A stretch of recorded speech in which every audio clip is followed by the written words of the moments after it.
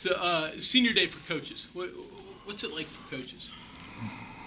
Emotional.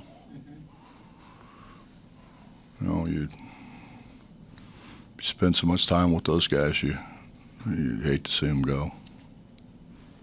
I mean, I was going to say, there's 13 of them between your players, your managers, your trainers. I mean, that's a ton of guys that you're going to say goodbye to. Mm-hmm. Well, I think it also shows how much people want to be part of the program. When you think about how many managers we have and everything that they do, with very little to no financial reward, and so yeah, I mean it's a tough day, particularly when you got guys that you've had for 4 years. Have you always done it and approached it the same way wherever you were as a coach, whether you're at Walsh or Cincinnati or whatnot? Yeah. Mm-hmm. We just didn't have many managers. We only had one manager at Walsh. That's all. Yeah. But I mean, in terms of the players and the way you recognize them and all that, it's always been the same. Yeah, pretty much. And what about when you were a player? Do you remember what it was like on your senior day? Mm-mm. No, it was a blur. I don't think we walked out there. You didn't. I don't remember anyway. Well, you didn't do a carpet back then. We ran out on a carpet before to start the game. You know, the first. But no, I don't think so. So you don't remember anything about the game hardly at all. No, we had I think we had like a little banquet kind of thing. And I remember that because that's the first time I met Greg White. He was the West Virginia High School Player of the Year, and he was recognized at that banquet that we had then. Yeah, like a touchdown club banquet. It's probably illegal, but. Well, do you remember anything about the game itself that you played in? Well, I remember the last time we lost. Last time we lost was it was in a tournament. That's right. I think it was. Okay. Well, out of the guys, players are going to be senior day tomorrow. You're going to have 6 of them. 5 of them are first-year guys. Have you gotten everything out of them when you looked at them last year that you said, here's what we need? Have they lived up to what you wanted them to do? Yeah, I think they have. I think they have.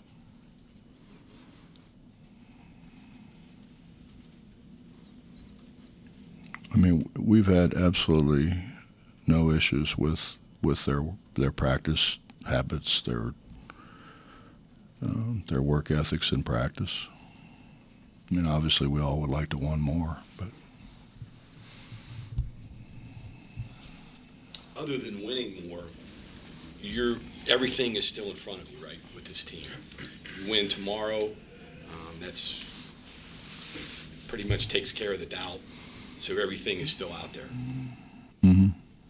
Is that how you approach it with your guys? Yeah, I mean, we need to win tomorrow,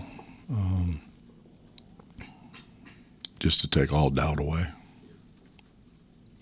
I think we're fine now, but I think, we would all feel a lot more comfortable sitting there when the pairings are introduced if we had one more win. Well, we've talked about the missed opportunities, and especially free throws cost you a couple of games. Since then, you've been very good. Last 10 games or so from the foul line. Has this team improved in that area? Has it gotten to where you want it to be in terms of foul shooting? Yeah, I would say they have. I mean, when you stop and think about it, we had 3 free throws to beat Baylor in the first league game. Missed them. We had 2 to beat Oklahoma with tie score, no time on the clock. We missed them. I don't think we would miss those now. Bank on who shoots them, right? No, I mean, I think the majority of our guys would make them. Even Jimmy's improved greatly. Jimmy's improved tremendously. Do you think the impacts you have through basketball or through what you bring to the guys on a more like a personal level throughout their careers, what makes the night so special? I mean, you get to see him as an 18-year-old and then leaving now, but Eric was just talking about how within a year you brought him mentally from somewhere out here to focused. So I guess you could say something about that. I think that's what we're supposed to do. I mean, I think that's what coaching is all about. And I think these guys will be much like the other guys that I've coached. I could tell you guy after guy after guy from Walsh College, the first time I was a head coach, to the University of Akron, the guys that have come here and watched games and stayed with me. Lenny Stokes will be here tonight. Obviously Kenyon's been here. Kenyon's been here several times. I just hired DJ. Those are my guys, along with Pete Michael and various other ones. But you'd be hard pressed to find very many of them that haven't been here at one point in time or another. Bob, any update on Mo or James Southwest? No, I was teasing Mo just in the hallway a little bit, but he's still in the boot. You had 2 daughters. Do you view these guys as your sons a little bit, in some ways? I think there's a large degree of them that probably I'm more a father figure. I don't know about. Yeah, I guess. Yeah, I guess that's true. Bob, if James rolls his ankle in a Wednesday game, maybe he doesn't play tomorrow. I don't know. Maybe he doesn't play tomorrow anyways, I guess. But He was good in practice yesterday, Mike. The break, though, probably came at a really good time for him, I guess. Yeah, probably so. But again, he was good yesterday. It's been collectively. Joe had his shoulder iced, and looks like Jimmy's hamstring. I probably got a list of a lot of guys who are just kind of wearing the season. Well, it's that time of the year. Yeah. I think it's kind of like I think they realize that you have to play through a little bit of things sometimes. Along those lines, you guys had considerable, I guess you would say, adversity. Iowa State. There's a win that's just absent those kind of issues, and there's a win that has all those things you have to overcome. How valuable could something like that be? It's a bit galvanizing where guys really have to do stuff they're maybe not used to or comfortable doing, and you're rewarded with a win that you really needed. Yeah, Mike, I think obviously we've gotten better and better as the season's gone on. I don't think if we were playing now the games that we lost early on, we would have ever lost. But I think when you take, and it's the way of the world right now, but when you take guys and try to fit them in with guys that have been here or guys from another style, another a way of playing, it's going to take some time.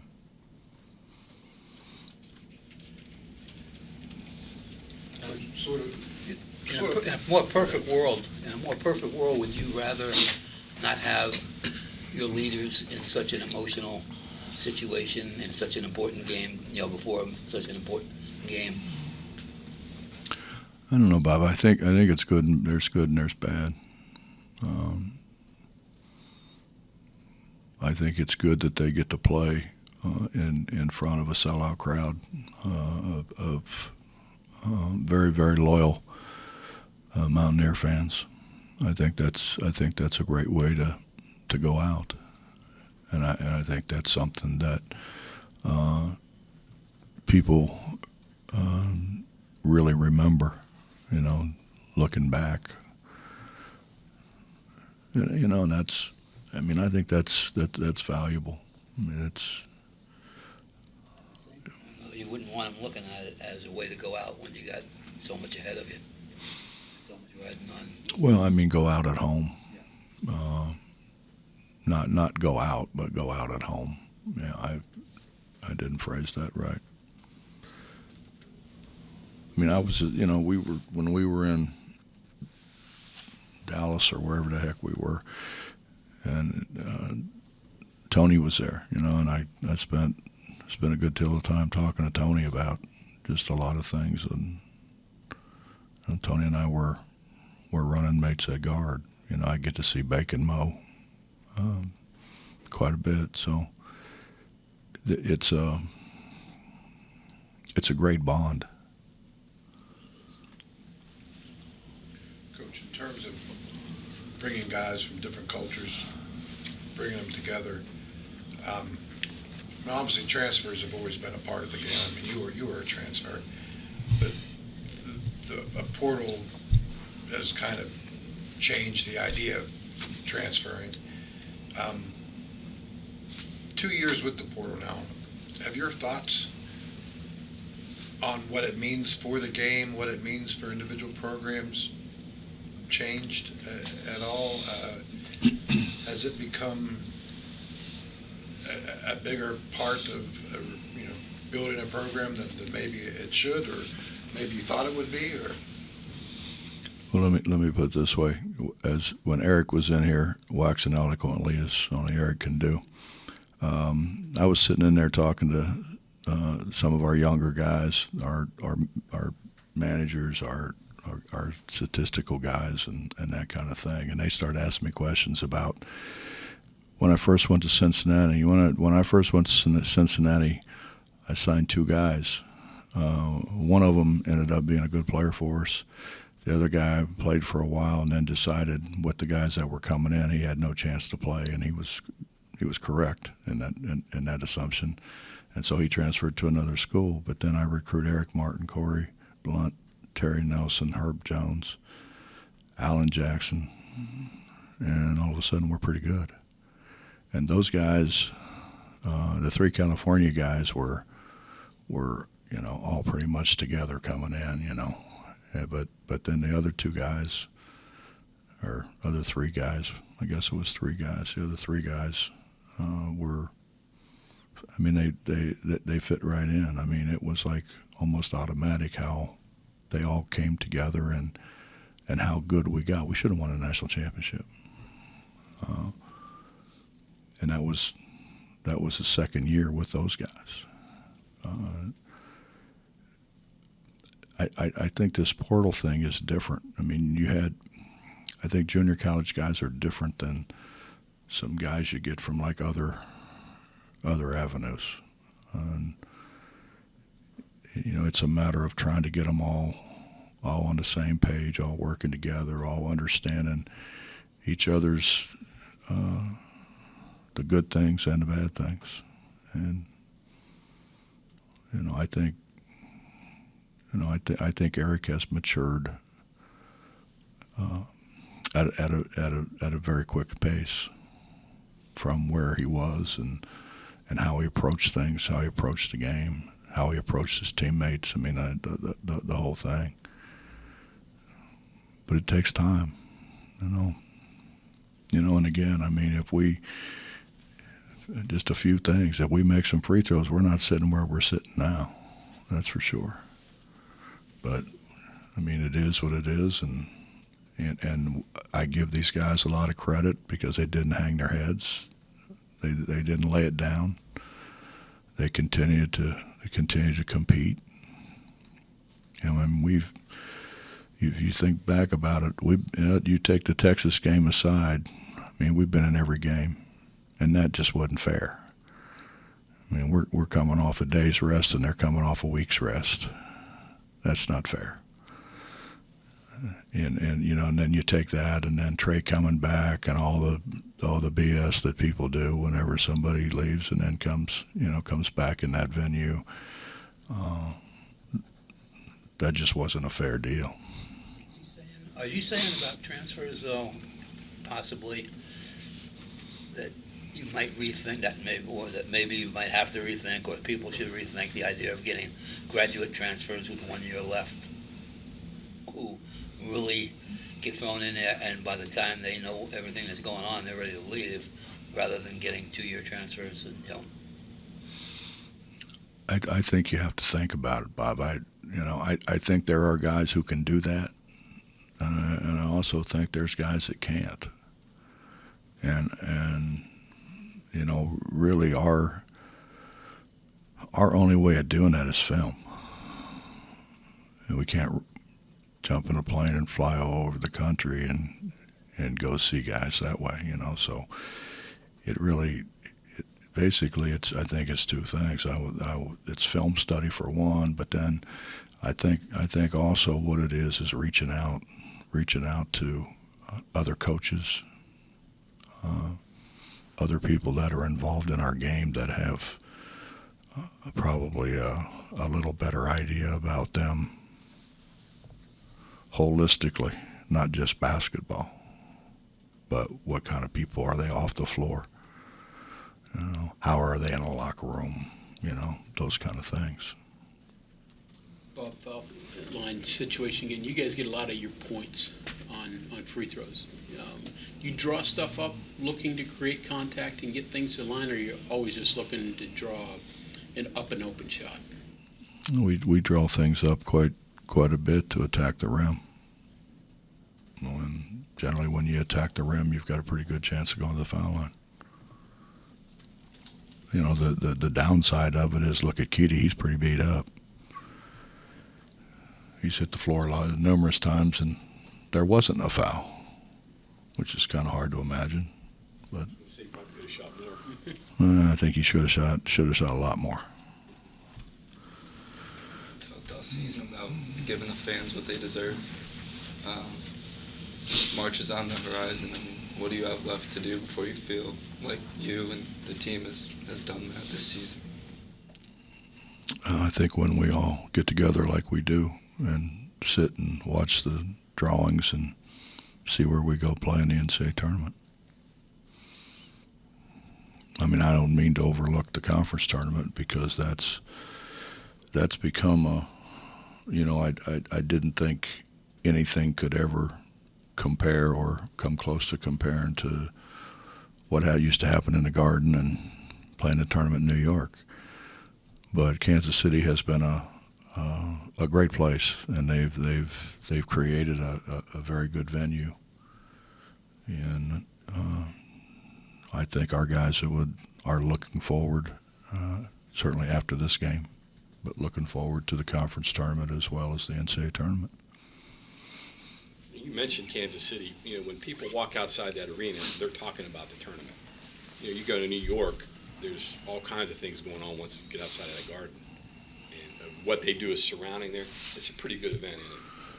Well, John, I can tell you this. I think one of the most moving experiences that I've ever experienced in athletics was winning the Big East tournament, looking around the most famous arena in the world and seeing a sea of gold.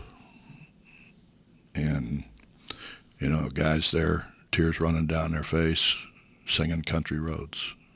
It's hard to surpass that. With the history of the arena, but what Kansas City's done, it's pretty impressive when you say. Oh, it's fantastic what they've done. I mean, they have made a very, I'd say, more than conscious effort to do that. And you're talking about a city who's just come off the Super Bowl. The Super Bowl parades and everything else, and they do a fantastic job. The hotel people we've been in a couple of different hotels, but primarily in one, and they've been as accommodating as you could possibly be. Your free throw shooting was, a bit of an enemy earlier, and it's been a pretty good ally for you for most of the season, just your activity there. But you also talked about how you guys couldn't finish near the rim, and that seemed like it's gotten better too. Do you think there's some connection, maybe guys who weren't particularly strong around the rim might have been worried about free throws, or is there any connect about what happened early, which wasn't great, and now it's a lot better? Mike, anybody doesn't think this is a contact sport doesn't watch it very close. It's a contact sport. And coming out of junior college, coming out of high school, coming out of playing at a lesser league, you don't get that. You look at the contact Keedy takes every time he takes it at the rim. Look at the contact our bigs take every time we try to score it around the rim. And what happens is when you get contact, the ball comes down. And as much as, you talk to them about you got to put the ball up higher on the board, it's got to be higher on the board because contact is going to bring it down. And we just didn't get the ball up high enough. Coach, that factor of time you were talking about in terms of getting guys to mesh and gel together, is that the most overlooked part outside of coaches, I guess? I mean, it's easy for everyone else to kind of get excited when all these new guys come in, but that factor of time is what you have to deal with, and you can't overlook it in that sense. Is that difficult? It's a maturation process for everyone. I mean, when you think about it, where guys have come from, this is the most competitive physical league in the country, barring none, and they haven't experienced that before. I don't care where they came from. They haven't experienced that before. They haven't experienced how athletic this league is. This is an incredibly athletic league, and it doesn't get its due.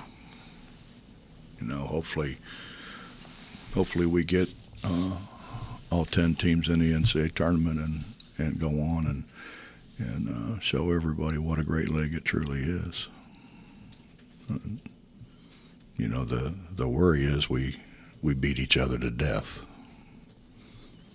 You mentioned that you've improved on free throw shooting, you've improved around the rim, you've improved this, you've improved that, but the fact of the matter is, earlier this year you said this was the worst defensive team you ever coached.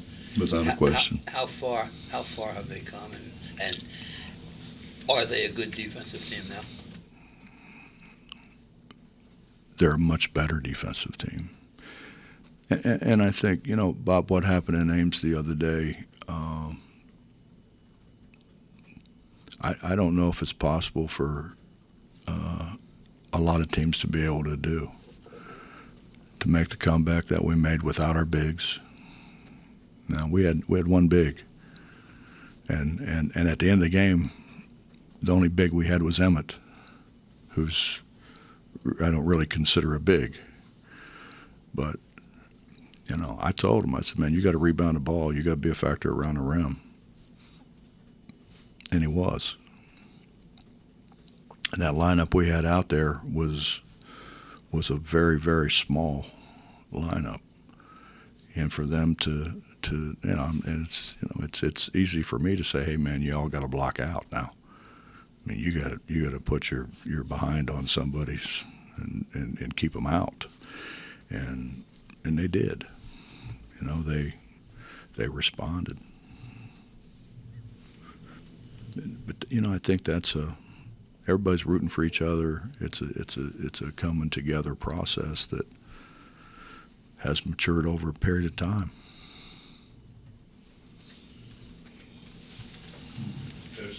Get a cooler of water just for Emmett with his name on it. No, I just let him drink mine again. It seemed to work.